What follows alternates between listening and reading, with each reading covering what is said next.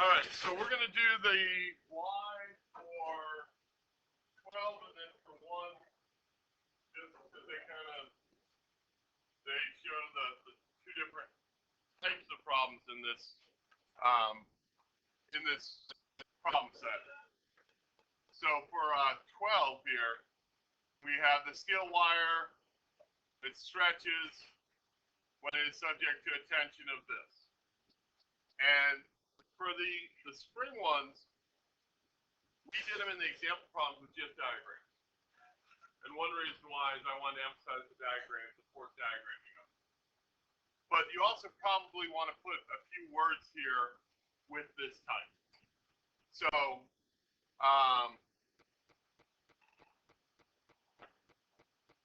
do number 12 here. I would put things like the force of the spring is always opposite the, what do I call it? Stretch, displacement, elongation. What word makes the most sense? It's not the length, but it's how much the length changes.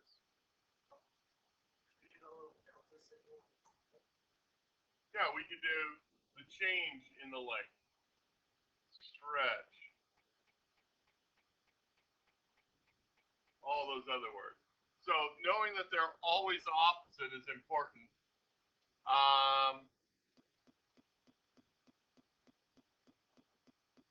More of that stretch is more force.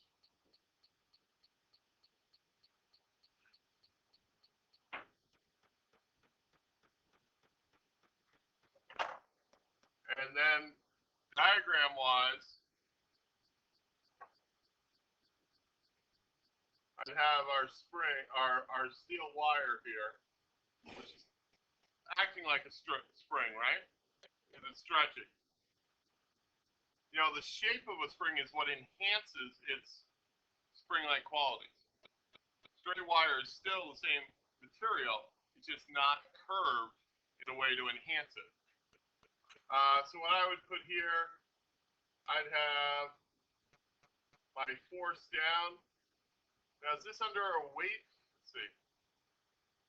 No, just a tension. Oh, so I could even do this sideways. Let's do that. There's my wire.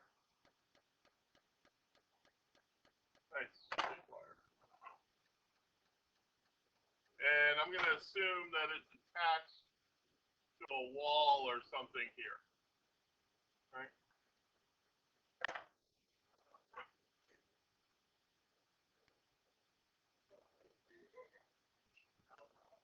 The way, that's a wall. The way you draw something immovable is you put a line and then slash marks. It's one of those conventional things. Yeah, it's like physics thing.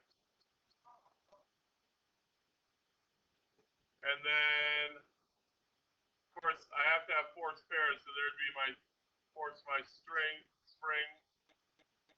and then this would be my, how long I moved it, or my delta L. In the equation, what variable did we use for delta L? X. X is distance.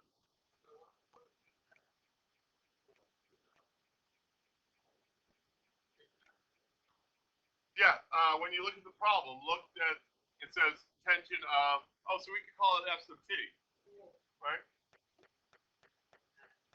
There you go, yeah. So I would say, you know, some words, but then also a force diagram in there. Now, you could have also oriented it pulling up or pulling down or whatever. As long as it's pulling along the length of the wire, you're good. Good? All right, let's flip to number 1 now and look at the Y for number 1.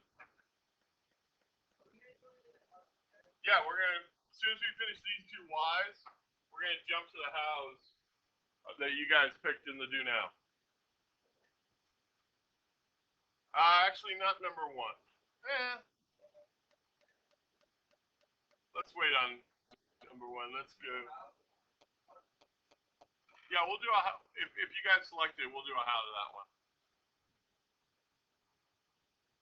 This is the other main type in here though, in number two. To give you a second, flip to number two.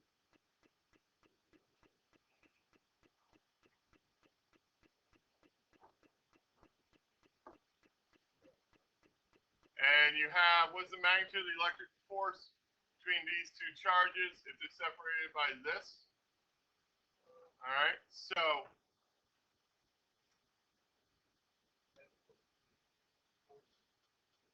there you go. I'm going to use the fancy word, separation. Ooh, I don't even know if I spelled it right, but increases, force decreases. And we could get very technical and say inverse square law. What else affects the force?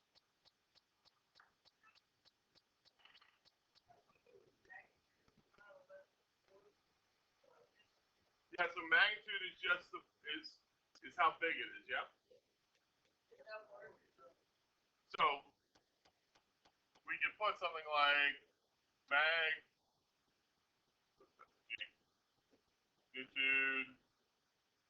so direction not important. You okay back there, guys? What else affects the magnitude, though, or the size?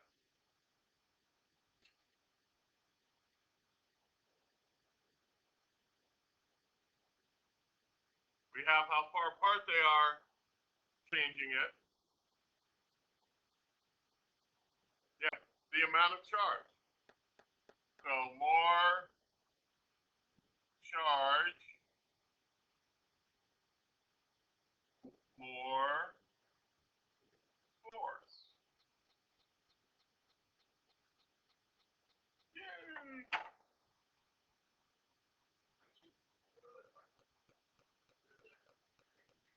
And okay, I have you just windowed over there. You can have your own copy open. That way, as we do it, if you're doing it with your own numbers, you can put in your own values. Ooh. Tricky, tricky, tricky.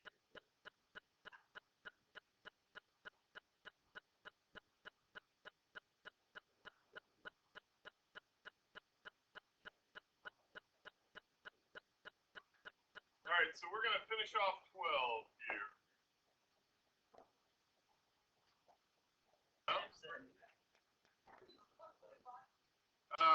Doesn't take one half dozen the other. The only thing I lock up is the balance is the thinker as well.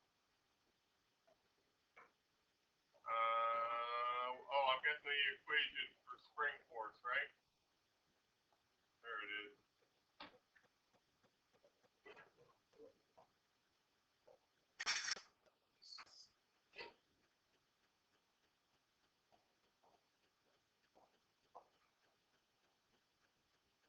Alrighty. So in this one, in 12 here, if I say red herring, do you guys know what I mean? What does it mean? It's a fake big thing. It's something that's meant to kind of take you off course, right? Red herring. The red herring in here is the length of the wire. Okay. Sorry. The length of the wire, because that for us doesn't matter. It'd be important if we were looking at like stress and strain, which are factors, but we're not. We're just looking at it as a spring. So we're really interested in how much it stretches, the 20.5 centimeters, and the tension 7.1 newtons.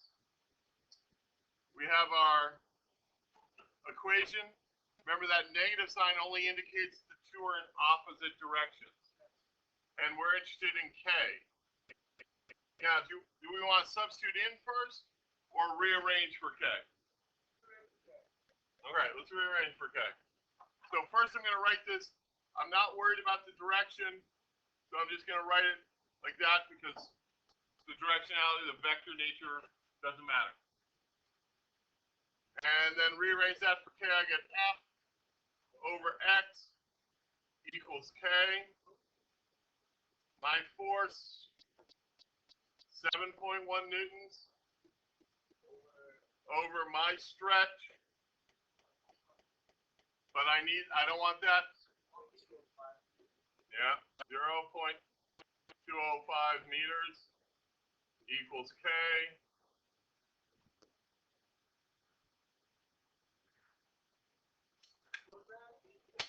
And plug it in.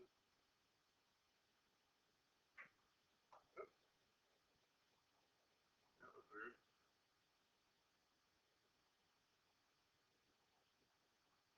So I get 34.6 newtons per meter. I rounded it to 3 sig figs. That's my general rule.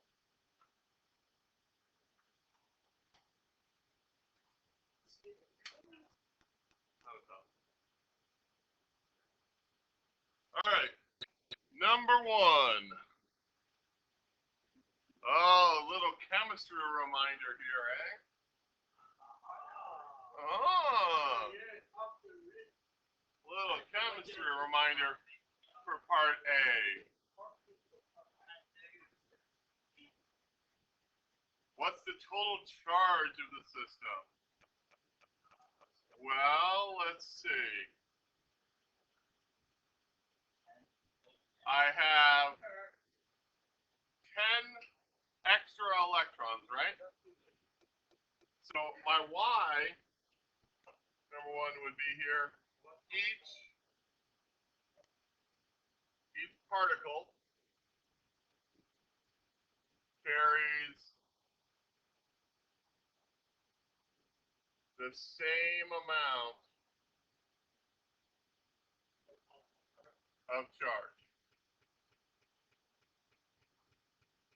And I might even put after that the good old word quanta. That's what we actually mean. Each particle has 1 quanta of charge.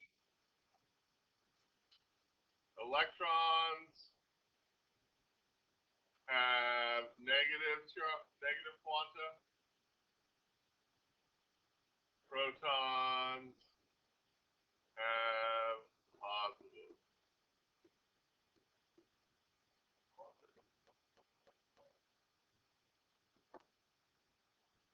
Now, when you get to the how here, you really have a choice. You can look at this idea of total charge and so say, okay, I've got 55 electrons with this much charge and that happens to be negative and 45 protons with this much charge that happens to be positive and sum all that together. That's total. Or I can say, oh, wait a minute. They carry the same amount. So really all I care about is how many more of one than the other there is. And in my case, there happens to be 10 extra electrons. Yep. So Q, well, they did. E, which is the quanta of charge, is that. And that's why it's important to know that each carried that much. These happen to one be red, one be blue. And each proton. It's because of the quarks that make them up. Well, no, that's not completely true. We'll leave it as each one carries 1. I don't want to go into too much particle stuff. So, if we are looking for an equation down on our equation sheet, we'd find that Q equals N times E. So Q equals the number of extra electrons we have, 10 times E, which is 1.67 times 10 to the negative 19th.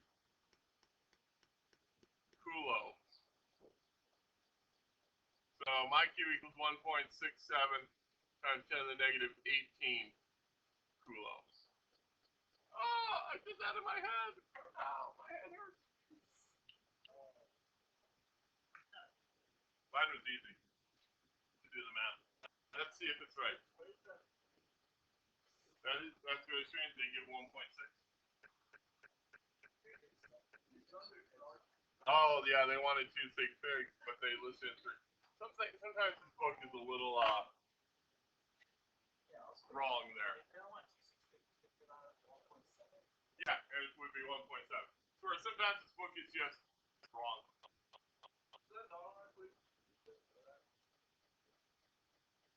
Yep, so negative.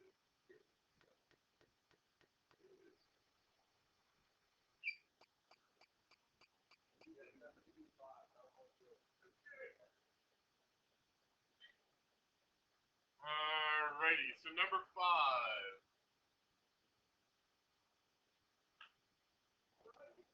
So we've got, this is one that I might also do a diagram for, because we've got this charge and we're trying to have an electron hover there in space, right?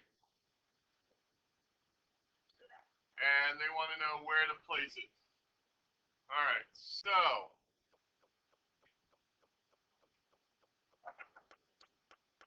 five. What force is trying to pull the electron down? Gravity. So I might put something like gravity increases with mass. Electric force increases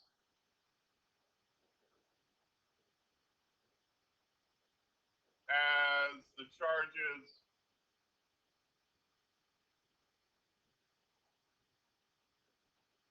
get closer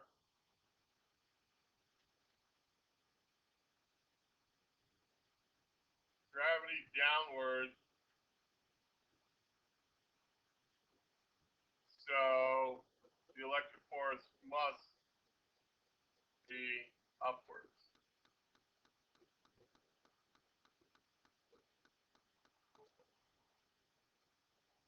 The electrostatic force, coulombs.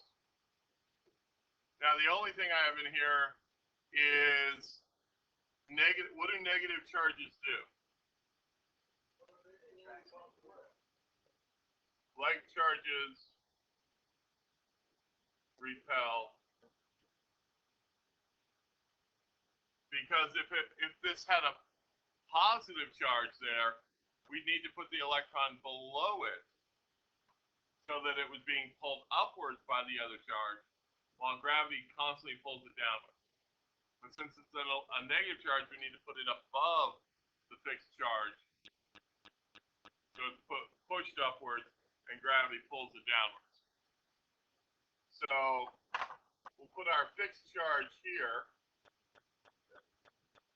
and it's going to have an electrical force on it. Put our electron up here, it's going to have, whoops, I already messed up.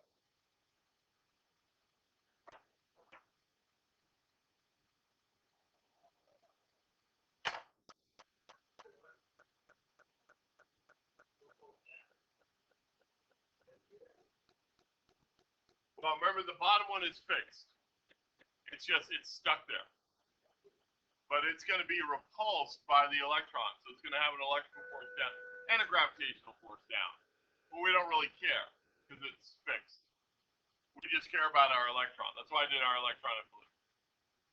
The black is really just to kind of say, hey, realize that these are here.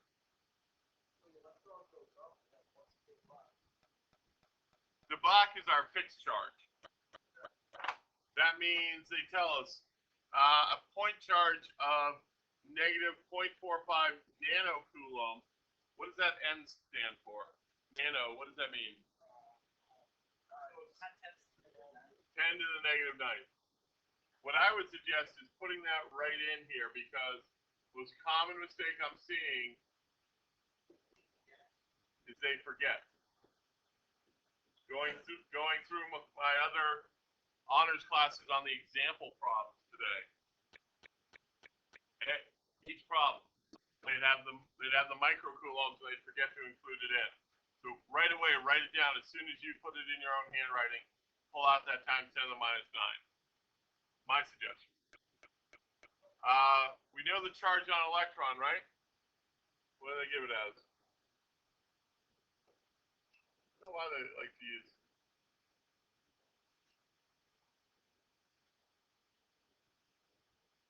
There was a question.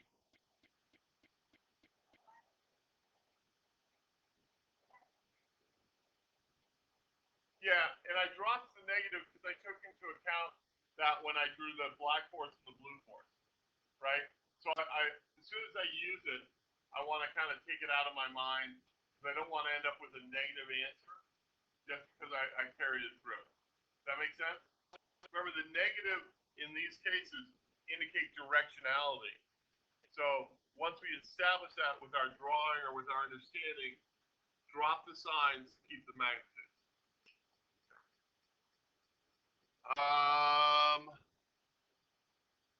Yeah, I think that's pretty good. So I'm going to start with sum of my forces equals 0. I'm going to have positive the electrical force plus negative the force of gravity equals 0. So my electrical force equals my gravitational force.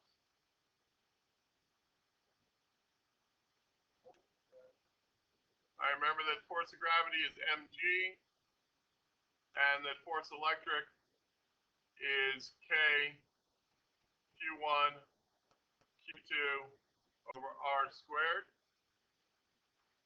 That'd probably be nice to have on my diagram. Let's call that distance r.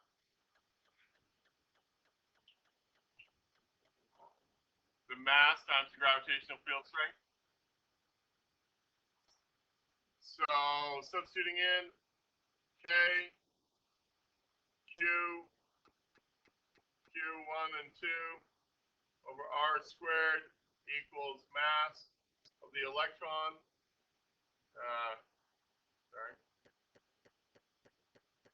Times g. What were you asking? On the equation sheet? Yeah.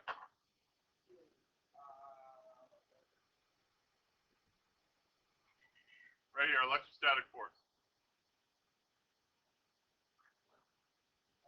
You need a new edition, though. My guess is you have the previous version, where it would be on the second or third page.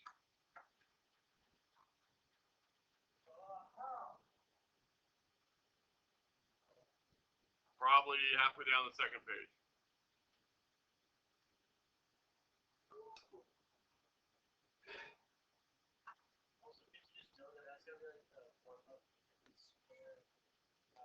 Yeah. You should. There's new ones in the pocket. Rearrange or put in values. Rearrange? Alrighty. My algebra themes. So K, Q1, Q2 over MEG, all square rooted, equals R. Because R is squared. And we want to find R.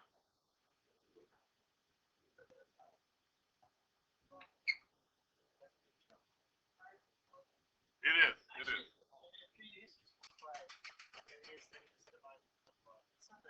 It's not that bad. It looks nasty. So 8.99 times 10 to the 9th Newton meter squared per Coulomb squared. 0.45 times 10 to the 9th minus 9 coulombs. 1.60 times 10 to the minus 19th coulombs. Mass of an electron is given me as 9.11 times 10 to the minus 31st kilograms, I believe.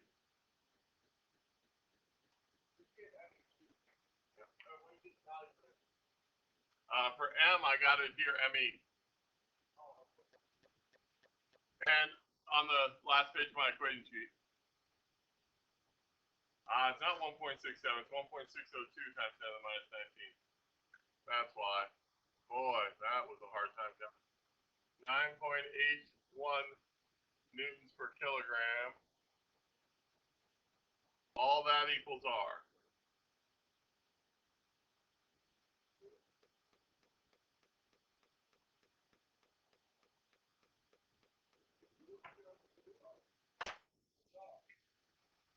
Now, why was that 1.67? Close.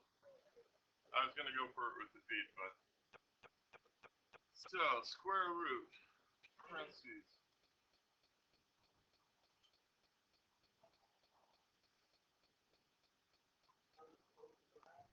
Yep, now it's just one big multiply. Oops. Don't get to use the right keys.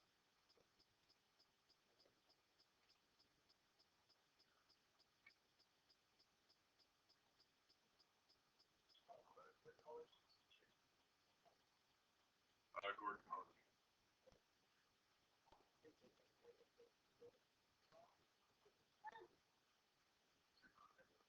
Yeah, I got a big number.